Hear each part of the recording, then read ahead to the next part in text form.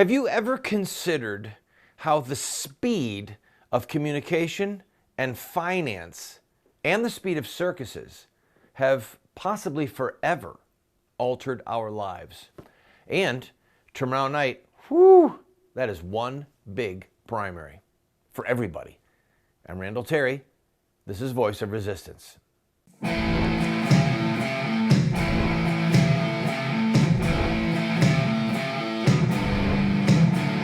Those who forsake the law praise the wicked.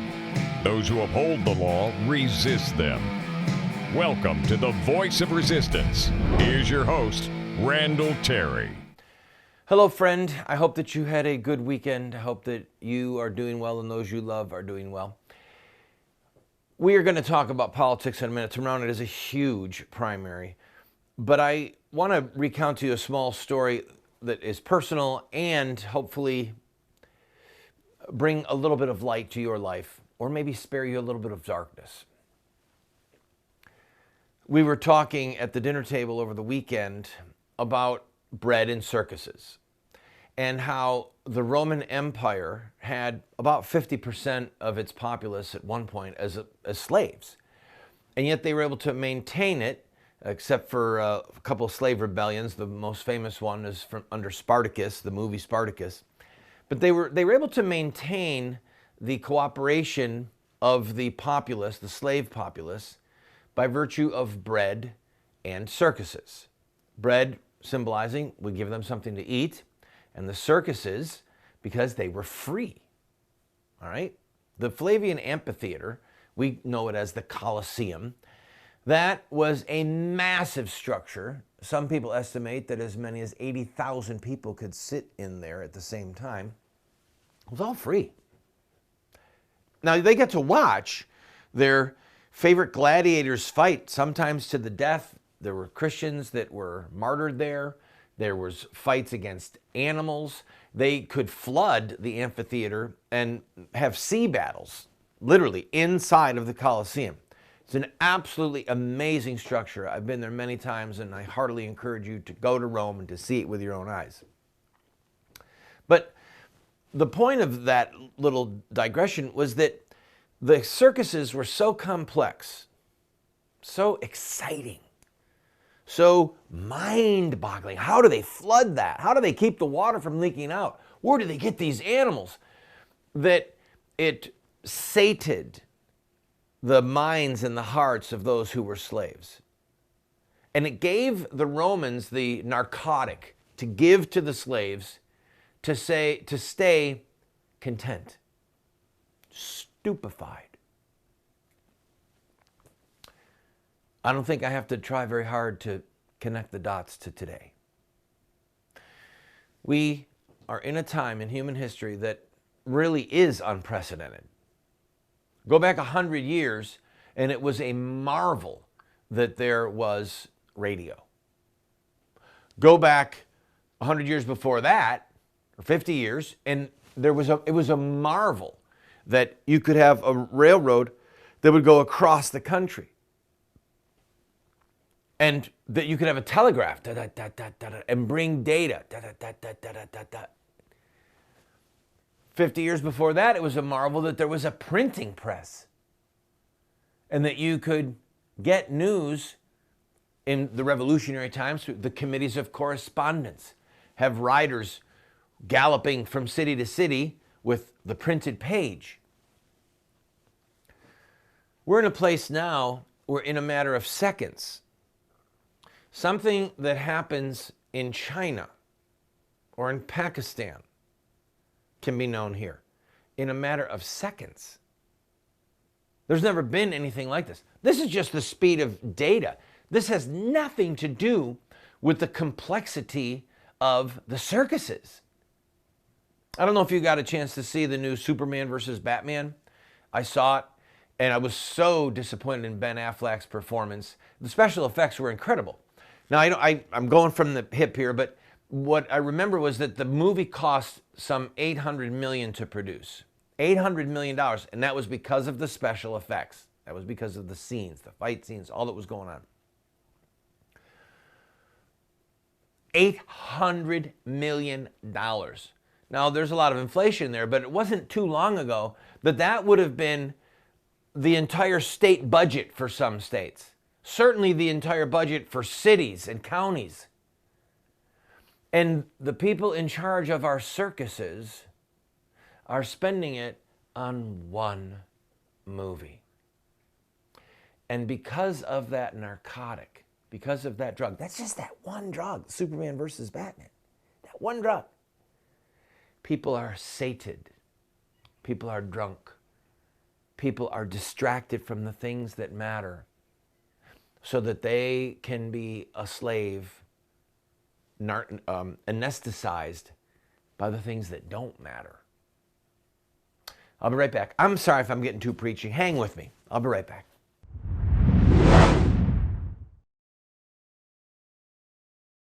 I am going to be 57 years old. April 25th, 1959, the doctor came out and told my dad, it's a boy. And I would like to ask you, if you are enjoying this program, to help us with a $57 gift. Yes, I am stooping that low, where I am actually using my birthday as a fundraising tool. Now, by the way, I'm not going to take the $57. You go to that website that you see there and look for the button on the page that says birthday, okay? And if you want to get one of our books, I'll autograph a book, I'll send it to you, I'd be happy to do it. But this is to basically pay for the show. We do not make money off of this. This is a labor of love to get this word out on over 130 stations around the country, but it takes money. The equipment takes money, paying Bobby Sue and Billy Bob, it takes money. So if you're blessed by this program, I ask you in honor of my birthday to give a $57 contribution to the Voice of Resistance.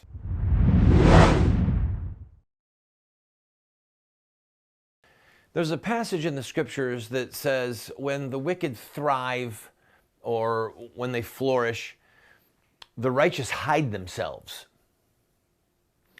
And my concern, you've got that passage, and you have the passage that says, I will build my church and the gates of hell will not prevail against it. We who are Christians are clearly in the church militant. We are called to fight. But there is a part of our human nature, like, for example, with Gideon. When the Midianites were occupying Israel, Gideon and his family, they were just hiding. People were literally hiding up in the mountains. And Gideon was threshing wheat in a wine press. Have you ever thought about that?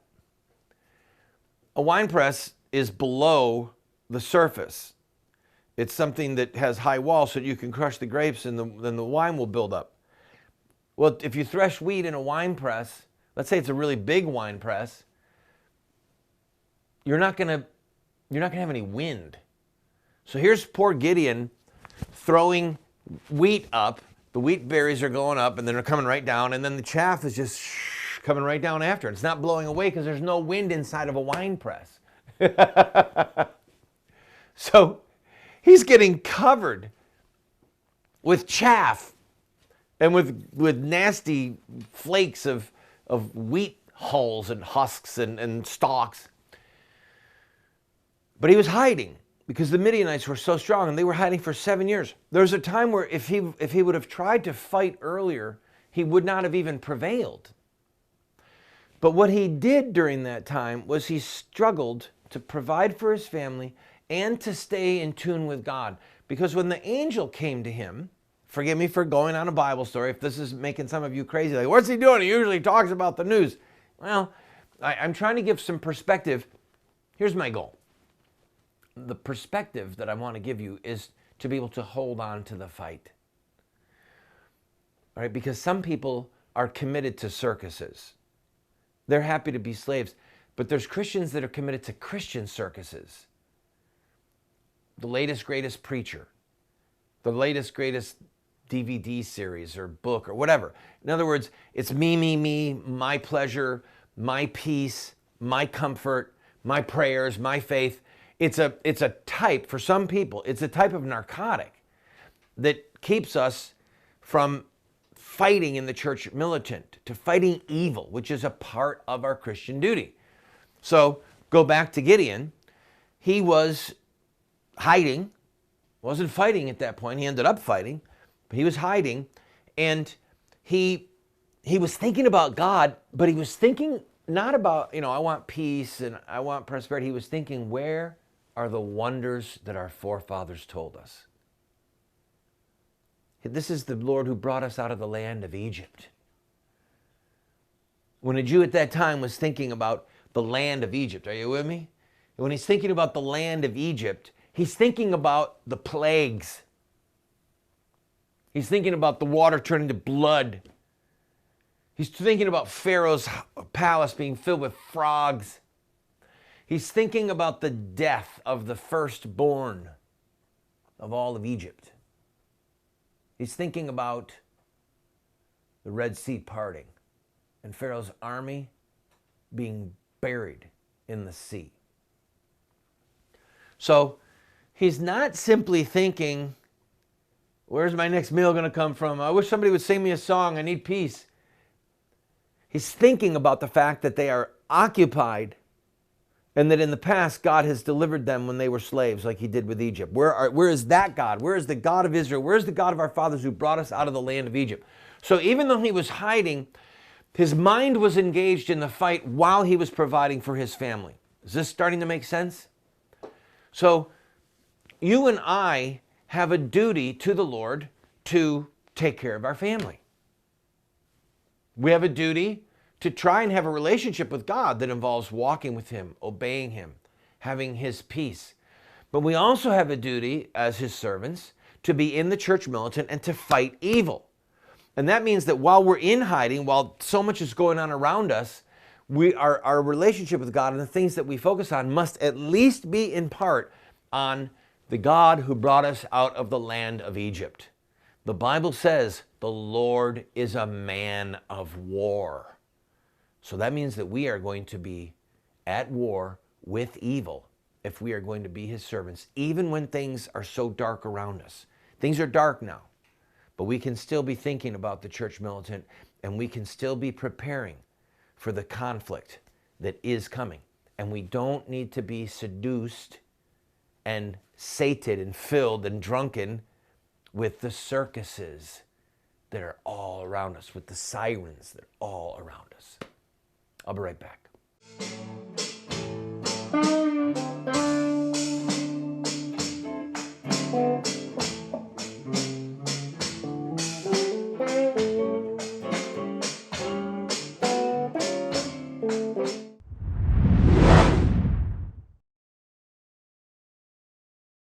Friend, this program is supported by friends like you who believe in what we are doing.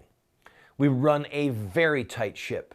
Thankfully, we are on over 130 stations across the country, having tremendous impact. We get emails every day. We get letters in the mail, not every day, but almost every day. We hear from people who love what we're doing. What people don't understand is that it's sort of expensive to produce a television show like this. It doesn't require earth-shattering funds, but it does require financial help. So I am asking you, if you enjoy this program, throw us a $10 or a $20 bill every once in a while, or even a $50 or a $100 check. You see the address there on the screen. Your gifts are not tax deductible, by the way, because we want to be able to say what we want to say regarding politics without the IRS telling us no. So if you like the program, I ask for your support.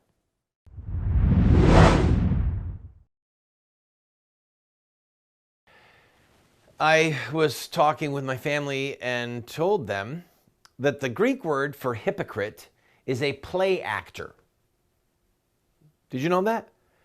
That the word where we get our word hypocrite is the word for a play actor, somebody who plays a role.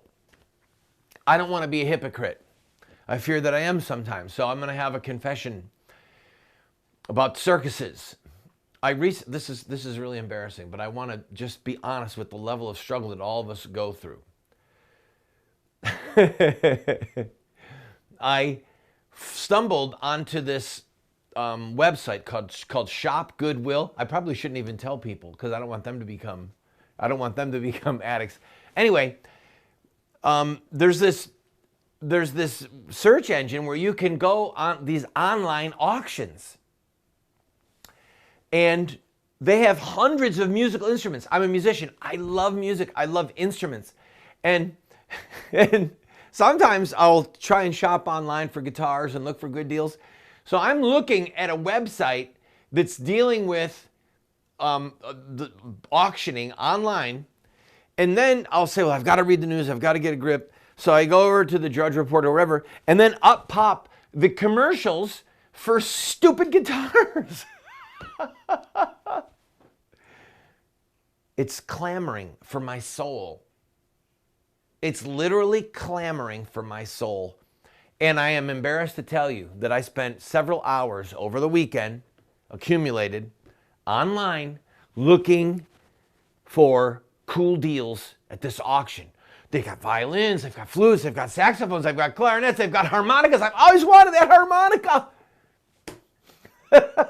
I'm being honest. We've got a friend we just saw out of state, and she said, now this is someone who's in her 40s, okay? And she said, and she's looking around nervously, she goes, I've become a Facebook addict. Now this is a homeschool mom, a good woman, a smart woman, beautiful kids, well-behaved, intelligent. And she's going to become a Facebook addict. I obsess. And a graduate, I'm not making this up, a graduate of Harvard. And she's obsessing over Facebook. And before you know it, she said, hours have gone by and I've been online in front of Facebook.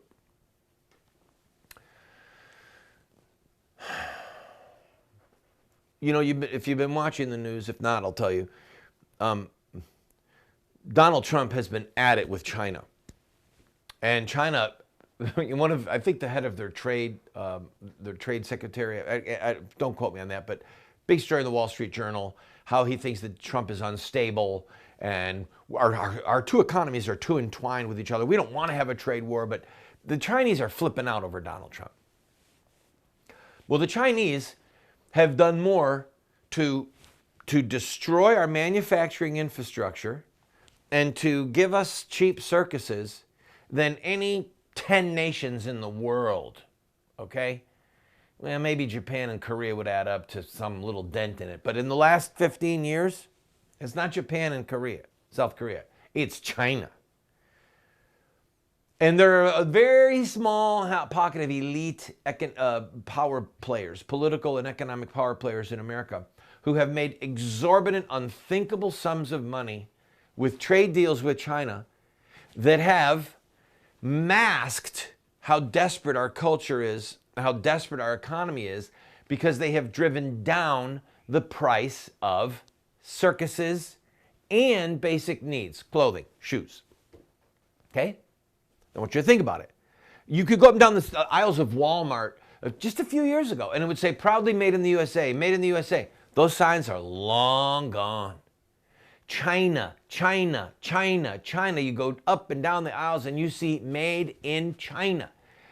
So our manufacturing plants have closed, and China has tough laws that don't allow us to get our high-end products into China without a lot of red tape and a lot of hassle.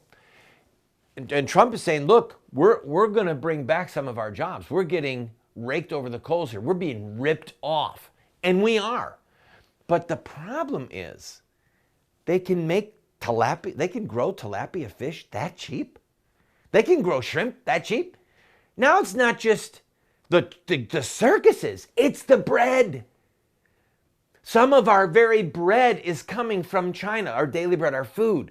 So the Chinese have been seducing us, have been anesthetizing us, have been drugging us with a flood of cheap circuses, cheap televisions, DVDs, VCRs, you name it.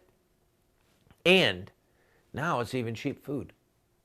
They can make it and ship it halfway around the world, deal with all the customs and the ports and all the expensive movement, and still make a profit here.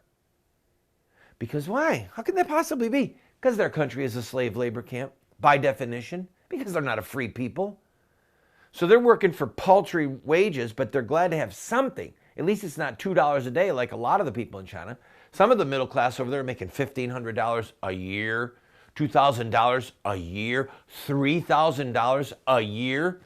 And they're cranking out our jeans and our DVDs and our DVD players and our flat screen TVs, and just go down the aisles of Walmart and look at all the circuses that China is providing for us, which are numbing us and allowing a very small and powerful elite in this country and, of course, in China to rule over us. And sadly, until there is some breakthrough in our souls, I don't see us turning this thing around. But that's why I like Donald Trump and Ted Cruz. That's why I like Donald Trump and Ted Cruz. And frankly, on the wrecking ball side of things, I like Donald Trump even more, because he's the one that the Chinese are witching about. He's the one that the Chinese are terrified of. So when someone creates that much terror in the Chinese, and I despise the Chinese government, despise them. When someone creates that much terror in the Chinese, man, I want to pull up a front row seat and watch. This is going to be good.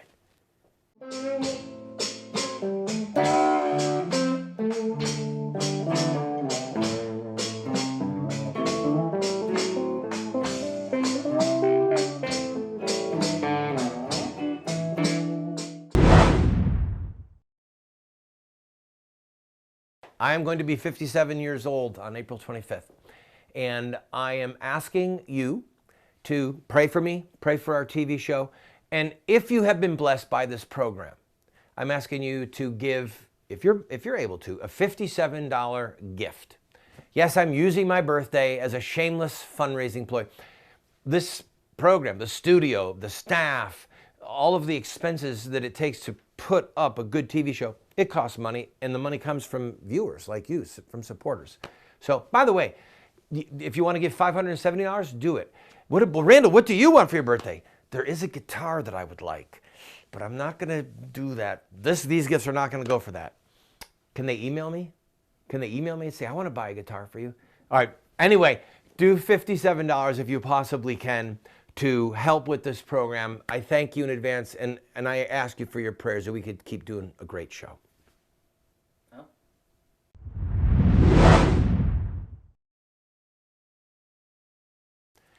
Delaware, Pennsylvania, Connecticut, I think Rhode Island. That's all on the 29th of April, all right? But tomorrow night is New York State. Now, Ted Cruz has done a great job. I think he's won 4 out of the last 5 states. Bernie Sanders has won, I think, 6 of the last 7 against Hillary.